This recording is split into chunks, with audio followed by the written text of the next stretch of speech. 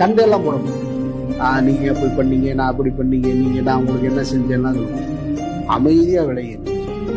Once விளையிட்டேன்னா திரும்பி போகவே மாட்டேன்.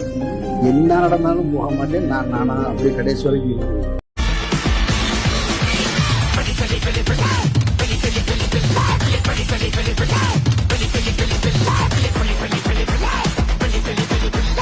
நான் சொல்லுவேன், கடவுளுக்கு நன்றி சொல்றா, ஏதோ ஒரு குறைன்னு உங்ககிட்ட சொல்லிட்டு போயிட்டாங்க. இப்போ ஒருவேளை 2 பேரும் கல்யாணம் ஆகி ஒரு 3 வருஷம் கழிச்சு இந்த குறைகளோட வாழணும்னு நினைச்சிருவேன், அந்த வாழ்க்கை நடக்கும். இப்ப உனக்கு என்ன நல்லது நடக்கும்? யாரால குறையில்லாத மனுஷன் இல்ல. உன் குறைகளையும் பொறுத்துக்கிட்டு உன் கூட வாழ முடியுமா?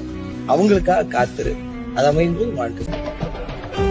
ஆரோக்கியமா, சந்தோஷமா, மன நிம்மதியோட வாழ கத்துக்குங்க.